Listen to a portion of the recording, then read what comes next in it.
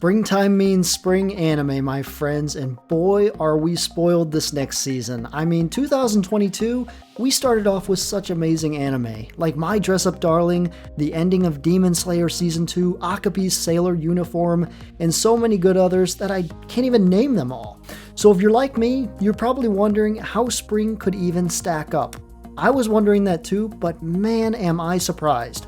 This season, we have some returning favorites like Science Fell in Love Season 2, which I really enjoyed the first season, and then we also have Shield Hero, which is finally returning after its long break that felt like a lifetime. But not only do we get these returning favorites, but we also get some of the most requested anime ever in an anime season. Manga like Aharon wa Hakari has been requested to be turned into an anime for a long time, and we finally got an adaptation. Also, we get to have Shikamori fill the emptiness in our hearts, hopefully, after that wild finale of My Dress Up Darling last season. And if you're a Cloverworks fan like I am, we also get two brand new Cloverworks anime this season, which is Spy X Family and In the Heart of Kunachi Sabaki. Along with these, we even get some fun comedy watches and rom-coms, such as Don't Hurt Me, My Healer, and Love After World Domination. Honestly, this season looks fantastic. And after watching the first episode of these 12 selected anime I chose for this video, I cannot wait to talk about them today and give you my initial impressions and my thoughts on what you should be watching this season. If you enjoy this video and if I bring you any kind of joy in this world, please give this video a like as it helps this channel grow, and I will continue to do these anime season preview reviews for you. Now enjoy the video, my fellow anime enthusiasts. First up on my list, we have Ahara-san wa Hakarani. Now the synopsis of this is, Radio Matsubi begins his first year of high school. Due to possessing a naturally unfriendly face, he struggles to fit in and tries to become friends with Rina Haharan, who is sitting right beside him in class. Seems like it wouldn't be a problem, right? Well, he is baffled when she either ignores him or speaks too softly to be heard, or anything for that matter. And Radio then tries everything in his power to get Rina to talk to him. Now, all I knew going into this one was that the manga is very popular, so I'm expecting this to be a fun watch from what I've heard from the manga readers. I went in thinking this was going to be just mainly romance, but I actually am classifying this one as more of a comedy than just a romance. The main two characters are very relatable in nature, being both shy and awkward, but at the same time, both are very likable. And the voice actors are very good and fun to listen to as well. The anime design was also very nice. The warm pastel colors made this easy on the eyes and a joy to watch. I think this is going to be a feel-good comedy with a touch of romance, if I had to guess what type of anime this would be like. It does not feel like a typical rom-com, but more of a comedy around a romance that may or may not be building in the background. We really don't know as the viewer. The scene in episode 1 where the main character was trying to master lip reading was quite hilarious, and I found myself laughing out loud, and Ahara-san kept headbutting Radio while trying to connect to him on a personal level. That really got me. That was hilarious on every level. I'm excited to see how this progresses. The only thing I'm questioning with this anime is how it is going to go moving forward, and will it continue to keep me entertained? Put this one onto your checkout list and see if it's something you may want to get some joy out of this season. You can stream Ahara-san wa Hakari on Crunchyroll. Now this next one I was very excited for. The first season to Science Fell in Love was absolutely fantastic on every level. I could not wait every weekend to watch a new episode of this show. If you're new to this series, basically this show is about a couple that are scientists that are crazy in love with each other, but they don't know it themselves, even if it's obvious to everyone around them. So they use science and scientific methods to try and prove what love really is on a scientific level, which when you think about it is very confusing to understand.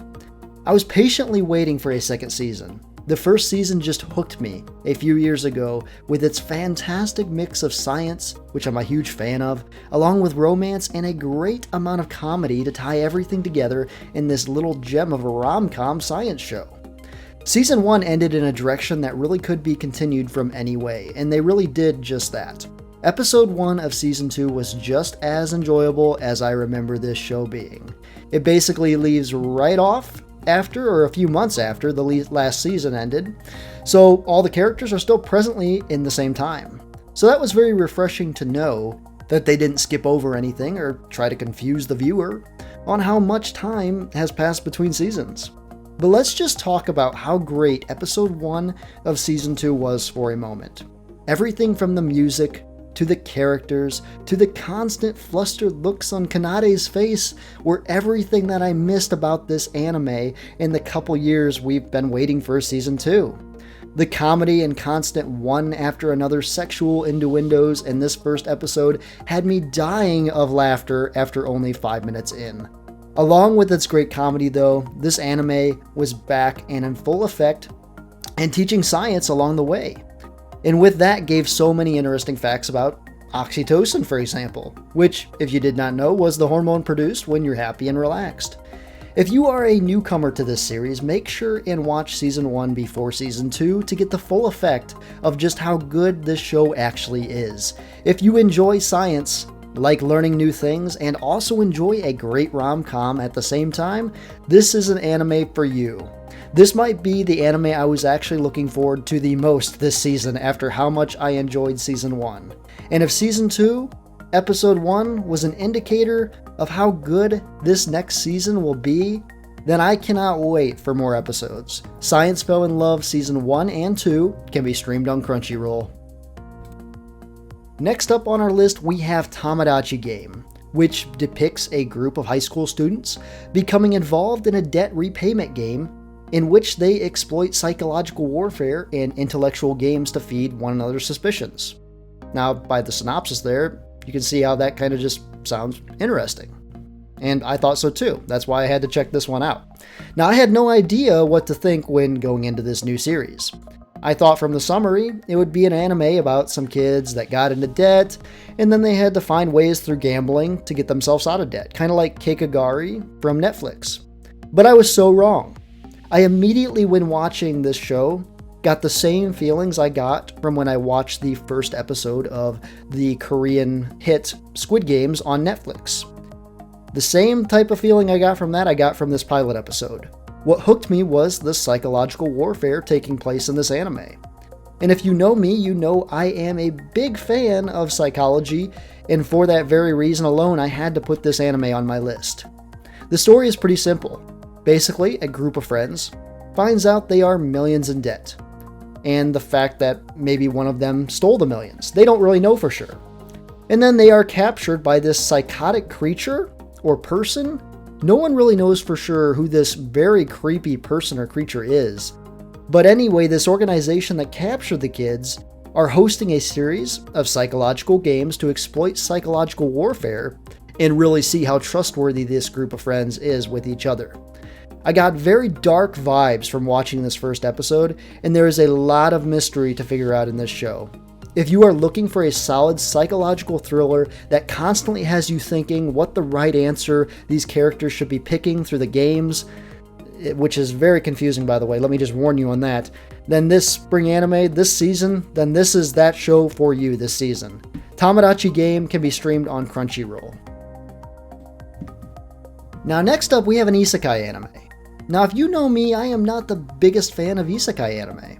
They just kind of all end up the same and they have the same feel to them, so very rarely do I ever purposely try to recommend them, just because once you have seen one, for the most part, you've kind of sort of seen them all. Or so I thought. Trapped in a dating sim, the world of Otome games is tough for mobs totally threw me for a loop, along with its very long name. It started off the same as any other isekai. A shutting guy plays video games, the guy dies, the guy then gets reincarnated into another world, which happens to be the game he was playing in the first place. That premise was all the same, nothing new there. But the reason this one kept my interest was because the new world was very different and, may I describe it as wild, that he was reincarnated into. Now usually if you know this kind of series, usually these tropes are fantasy worlds of swords and sorcery types, but our main character was reincarnated into a dating sim. And just that fact made me interested in this story, because I've never seen an isekai based in a dating sim type of world. And I like the idea and concept of this anime. But it doesn't just stop there. Not only was this a dating simulation world, but this is where it gets crazy. The world has robots, swords, sorcery, magic, and women are the ones mostly in charge in this world. The pilot episode really was all over the place. I feel like this one could be action, fantasy, it could be romance, comedy, or even a slice of life. It's very hard to tell from the pilot. But I found myself very interested, and I'm excited to see where this one goes. And more importantly, what kind of anime this one is really going to end up being like. Honestly, there's a lot of different directions this one could go. But for its sake of being mysterious, I had to put this on the list for spring anime to watch. You can stream Trapped in a Dating Sim, The World of Otome Games, is Tough for Mobs on Crunchyroll.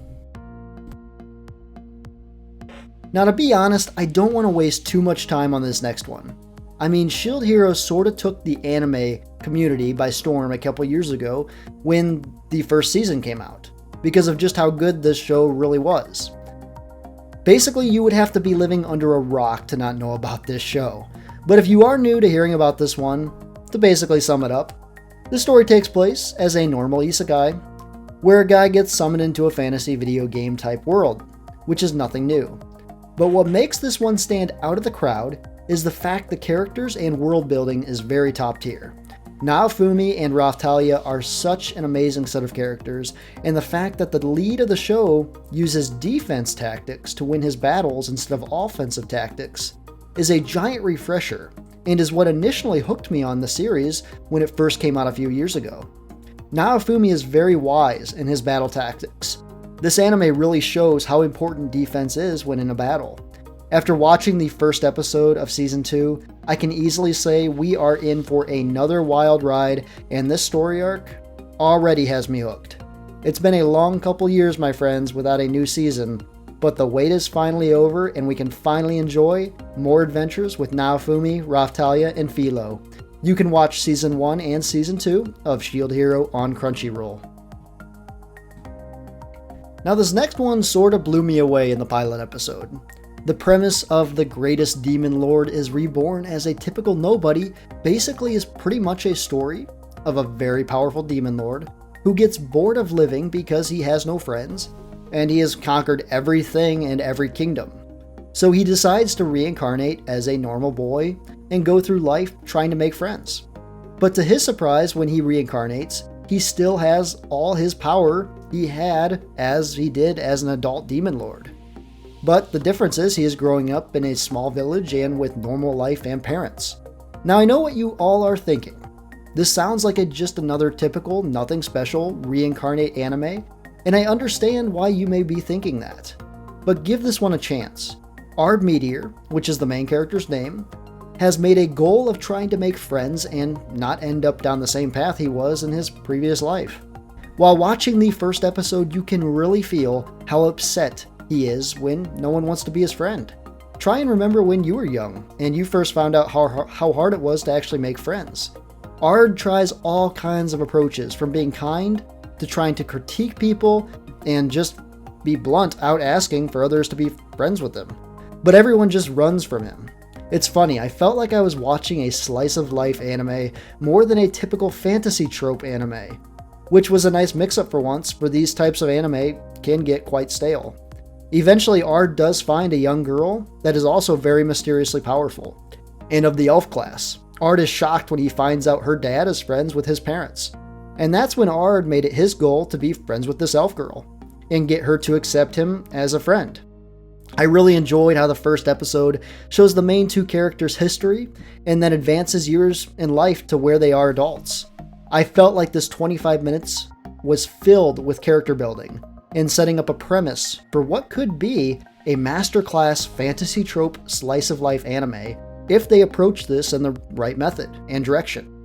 If you enjoyed the anime Jobless Reincarnation, then I really think you will have fun with this one. You can watch The Greatest Demon Lord is Reborn as a Typical Nobody on Crunchyroll. Now on to the next one. One day a gamer played video games until he fell asleep. And when he woke up, he found himself in the game world. Sounds pretty typical, doesn't it? Just wait. As a skeleton, he was, equipped with powerful weapons and armor of his avatar. But he was also stuck with his frightening skeletal appearance. Ark has to find a way and a place for himself in this new fantasy land. All his hopes for a quiet life are destroyed when he crosses paths with a beautiful elven warrior, setting him on a journey full of conflict and adventure. Now, once again, I did not think I was going to be including another isekai in this list. But man, this spring, there's definitely a few isekai to be watching. Without question, there's definitely a few. So while watching the first episode of Skeleton Knight in Another World, within the first 5 minutes, I knew I had to put this one on my list. Ark is a very likable character with very OP abilities and an epic suit of armor. I mean, just look at that suit of armor. It's epic. And I'm just excited to see where this story goes. Now, just the first episode while watching, it felt like it was just full of interesting content. And also the ending credit song was pretty epic as well. I feel like this show is going to have a good soundtrack to it. I will say though, the almost rape scene, that really caught me by surprise. I was not expecting that. And it was very well voice acted. I feel like this anime could be dark. It could also be serious, but at the same time, it could be comedy. It's hard to tell. Time will tell just what kind of anime this certain show is. It's just an all-around designed good anime. It's worth checking out, I think. Time will tell for sure what this one will be, but you just have to check it out for yourself and see if you like it. Skeleton Knight in Another World can be streamed on Crunchyroll. Next up, on a spring day, a young innocent couple sits side by side in a field. They are called the Red Gelato. Yes, like the food, which is the leader of a heroic fighting force, Gelato 5, and also the Reaper Princess, a combat force member of a secret evil organization called Gecko. These two are supposed to be enemies, so they have to hide the fact they are dating from the public. This anime is the story of two lovers, being lovey-dovey, but having to do so while keeping it secret and sneaking around. Okay, now, all I have to say is I freaking loved this one. I loved every minute of this first episode. This is like the perfect anime, in my opinion, from the first episode at least.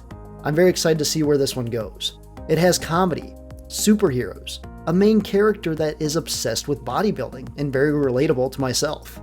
It has action, and an amazing romance that you can just feel the love between Fudo and Desime.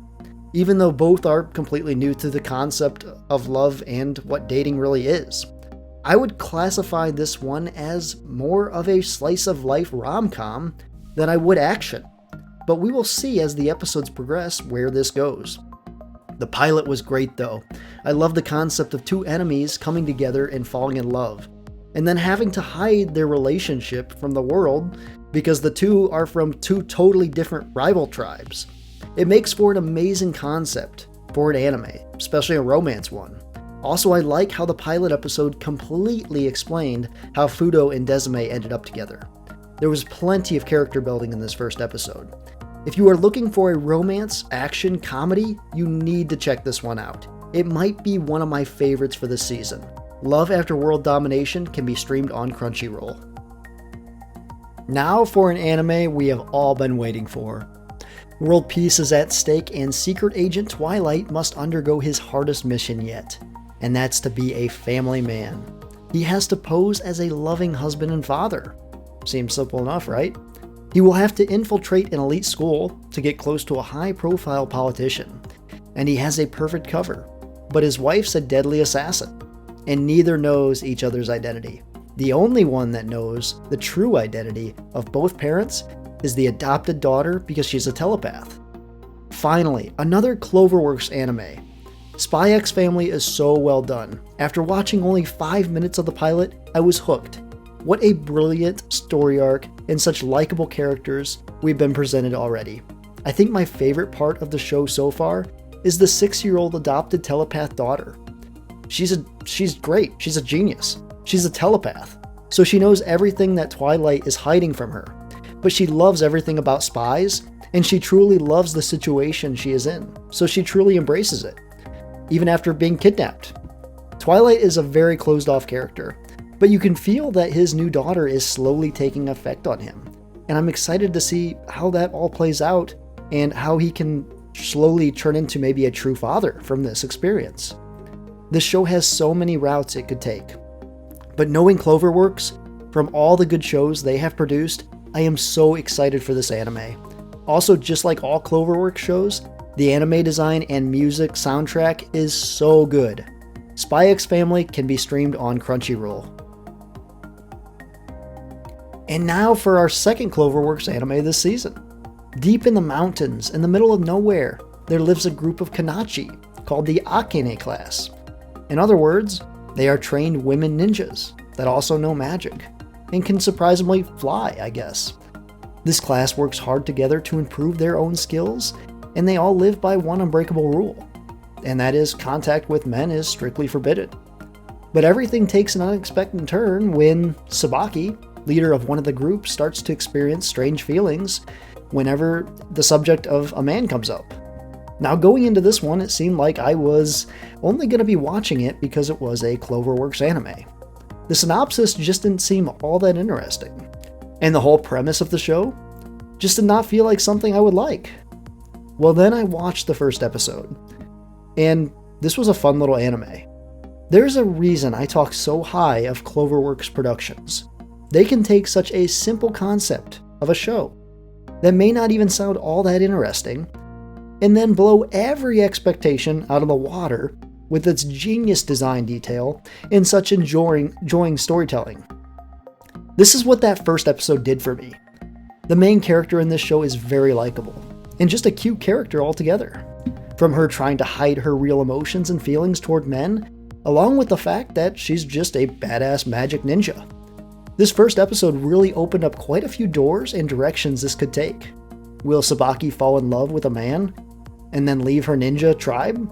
Or will she continue to fight her urges just to fit in with her family, of fellow women ninjas? Or even will this show just be about her trying to fight her urges in a comedy direction? I have no idea. But I do know that I will continue watching this because it's just one of those feel-good types of comedy that you just can't help to not smile while watching. And that alone is good enough for me. In the Heart of Kanachi Sabaki can be streamed on Crunchyroll. And now we have come to our last one, my fellow anime friends, and I may have just saved the best for last. Shikimori is the ultimate heartthrob girlfriend, but naturally unlucky, high school student Itsumi is dating this amazingly cute girl. She's pretty, she's cute, and a loving girlfriend. But when Izumi is in trouble, she transforms into a super cool heartthrob girlfriend that always protects Izumi. So you know when you watch fireworks, the finale is always the best part? Well, that's how I felt while watching this first episode of Shikimori's Not Just a Cutie. Holy cow. Now understand, Marin Kitagawa was the best girl for this last anime season. And maybe in the run-up for best girl ever, we shall see in time. She was just the star in My Dress Up Darling. But wow, Shikimori is no doubt going to be best girl for spring anime. She is so likable, and I love her personality.